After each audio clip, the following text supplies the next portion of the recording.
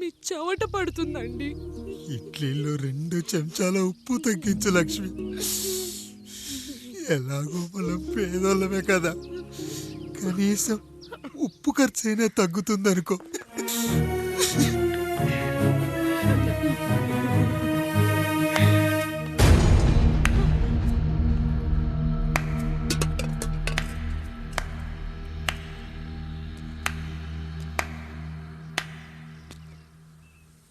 పప్పు రుబ్బుతున్నావా పెదరాయుడు? ఎవడికైనా చేసిన పాపం పండుతుంది అంటారు, నీకు మాత్రం అదిగో అలా పిండయింది. అరే రే రే రే రే, చేతి నిండా భార్యలు, ఇంటి నిండా బంధువులు, బీరువా నిండా డబ్బులు, ఊరి నిండా జనాలు. ఏరి ఎక్కడ? ఇంటర్వెల్ ముందు ఇంటర్ చదివే కుర్రాడు ఏదో ఆవేశంగా డైలాగులు చెప్పాడు, సెకండ్ హాఫ్ కు మర్చిపోతాడు అనుకున్నావు కదూ? మర్చిపోవడానికి నువ్వు నాకు ఇచ్చింది అప్పు కాదు, ద్రోహం. అమ్మ వచ్చిన ప్రతిసారి అడిగేవాణ్ణి, అమ్మా నాన్నెక్కడా అని. నీ గురించి తెలిసాక నీ ముందుకొచ్చా, నీ బ్రతుకుని ఇక్కడి దాకా తీసుకొచ్చా. పిక్చర్ అభి బాకీ హే మేరా పితాజీ. నిన్నిలాగే వదిలేస్తే ఈ ఆండ్రాయిడ్ తో వదలవు. సామ్సంగ్లు, హెచ్టీసీలు, లెనోవాలు అంటూ కనిపారేస్తూ మా అమ్మ లాంటి వాళ్ళ కోసం తిరుగుతూనే ఉంటావు.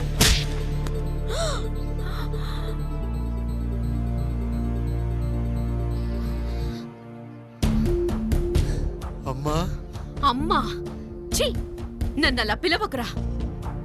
ఎవరిని పట్టుకొని ఎన్ని మాటలు అంటున్నావురా? రాయికి వరమిచ్చిన రాముడు దేవుడైతే, ద్రౌపదికి చీరిచ్చిన కృష్ణుడు దేవుడైతే, నాకు బిడ్డనిచ్చిన ఆయన కూడా దేవుడేరా. ఏంటి ఇలానే వదిలేస్తే బిడ్డల్ని కంటూ వెళ్తాడా? అసలు ఆయన కంటూ సొంతంగా ఒక్క బిడ్డ కూడా లేడు.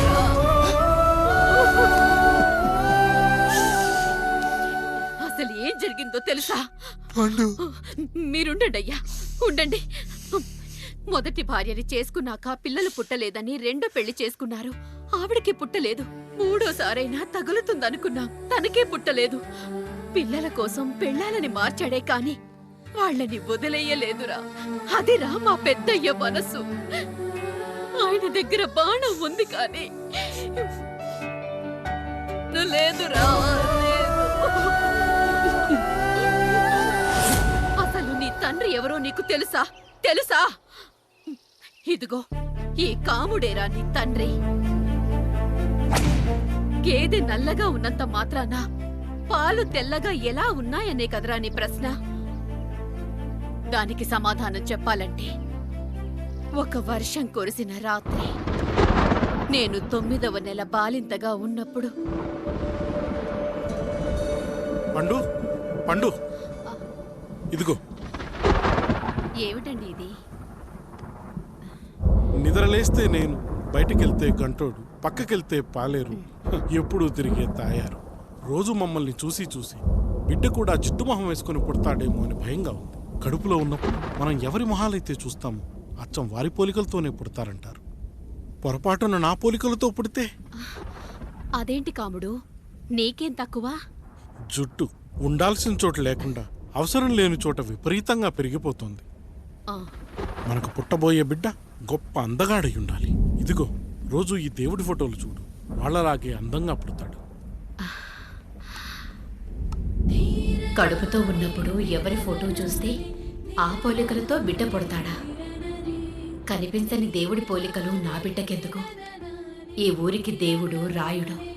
నా బిడ్డ ఆయనలాగే పుట్టాలి, ఆయనలాగే పుట్టాలి.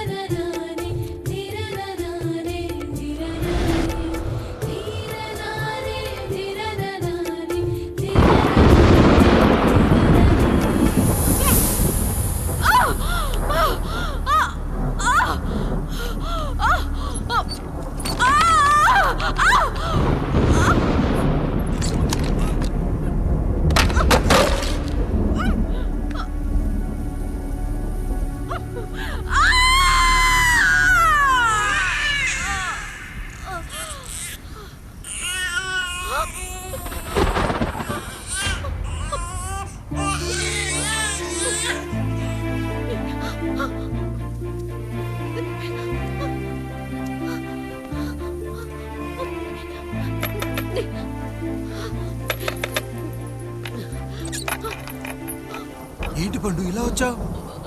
అయ్యా, తప్పు జరిగిపోయింది పెద్దయ్య. ఏం జరిగింది? అసలే నువ్వు ఒట్టి మనిషి కూడా కాదు. ఒక్కసారి ఇటు చూడండి అయ్యా.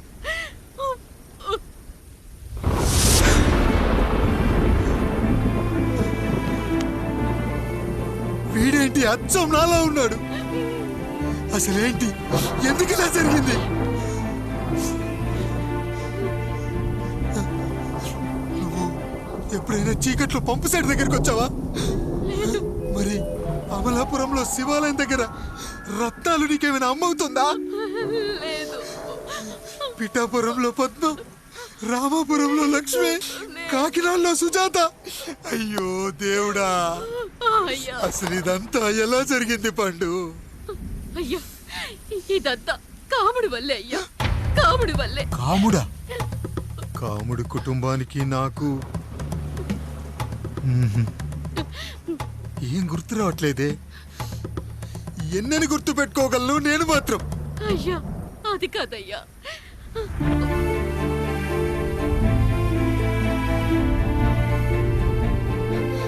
అలా రోజు మీ ఫోటో చూసి చూసి అచ్చం మీలాగే పుట్టాడు. అయ్యో, నా పోలికతో బిడ్డ కావాలనుకోవడం ఏంటి పండు? నువ్విలా చేయడం ఏంటి పండు? పోలికల కోసం ఫోటోలు ఎందుకు చూసావు పండు? అందుకే కదయ్యా ముందు ఆ డైలాగ్ చెప్పాను, తప్పు జరిగిందని. ఇప్పుడు ఏం చెయ్యాలయ్యా? స్వచ్ఛమైన మన ప్రేమను ఈ పాడులోకం అర్థం చేసుకోదు. కనీసం మీ ఇద్దరి జీవితం బాగున్నా ఆనందపడేవాని.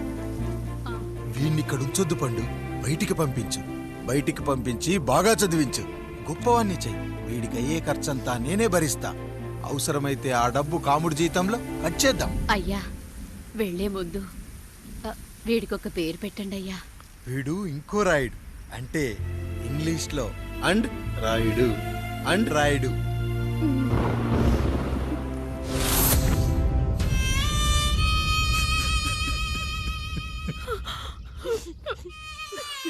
ఇదిరా నీ కథ, నా గతం. నిన్ను చదివించడం కోసం ఆయన మీ నాన్న జీతంలోంచి నెలకి 3,000, 4,000 కోసేసిచ్చేవారు. అప్పుడు ఆయన పడిన బాధ పగవాడు కూడా పడకూడదు. చూసావారా, దేవుడు లాంటి పెద్దయ్యని అనవసరంగా అనుమానించు ఎంత పెద్ద తప్పు చేసావో అర్థమైందా? ఒకడు నిమ్మకాయ పెట్టి పసుపు వేసి ఉప్పు కలిపి పులిహోర చేయొచ్చు, కానీ ఆ పులిహోర ఎప్పటికీ దేవుడి ప్రసాదం. నువ్వు ఆ దేవుడి ప్రసాదం. ఇక ఆయనే మీ నాన్న.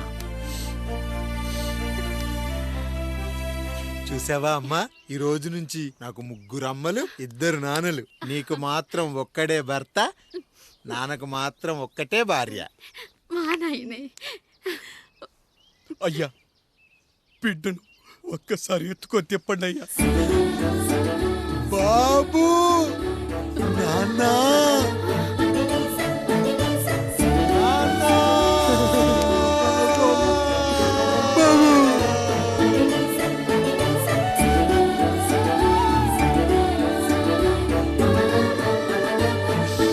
నన్ను క్షమించు నాన్న.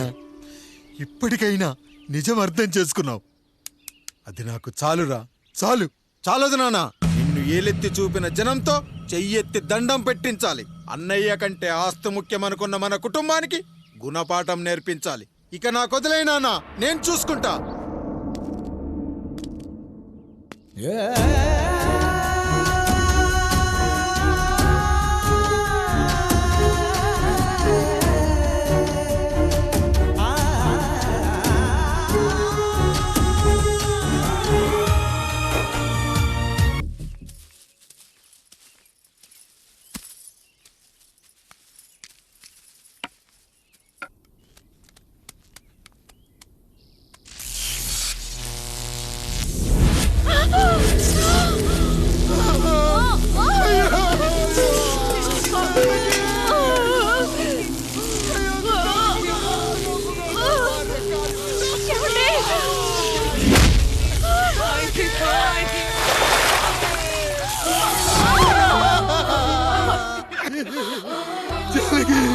అయ్యో అయ్యో, చచ్చిపోతున్నావా?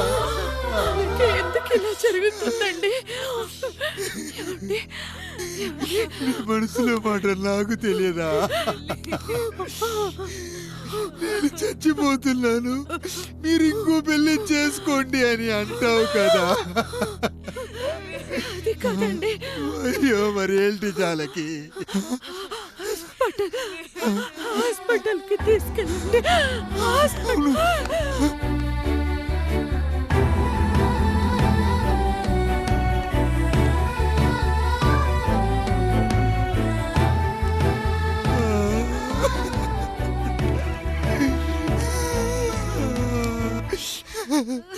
జానకి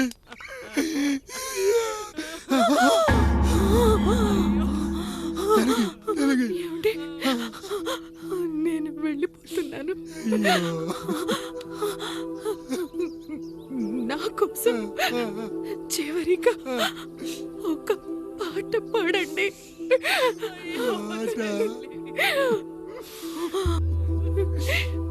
ఎల్లరిని ఏదరికి చేర్చిన సంగ్రామం. వద్దండి. కష్టాల్లో కూడా మీరు కన్నీళ్ళు పెట్టకూడదండి. వెళ్ళే ముందు అక్కతో కలిసి ఒక మంచి ఊపున్న పాట పాడండి. పాట.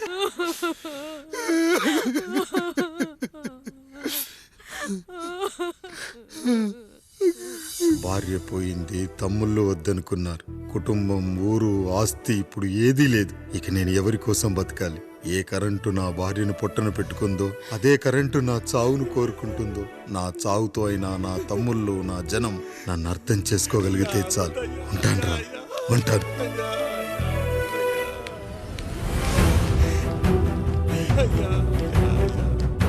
అయ్యా అయ్యా రండయ్యా, పెద్దరాయుడు గారు చనిపోతున్నారయ్యా, రండయ్యా, మీరన్న వచ్చి ఆపండి అయ్యా. అయ్యా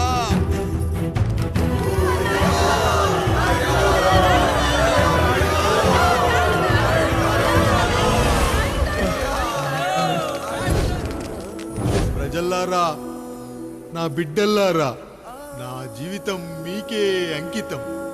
మళ్ళీ జన్మంటూ ఉంటే మీకోసం తిరిగొస్తాను.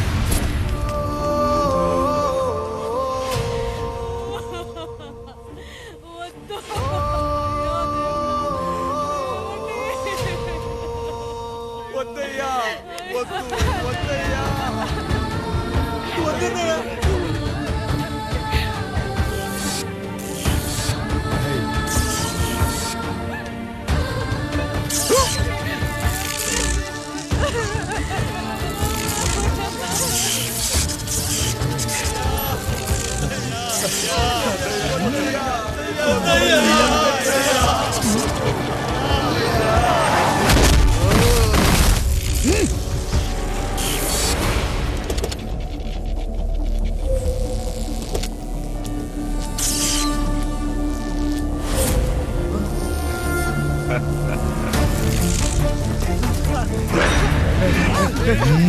వదలండి.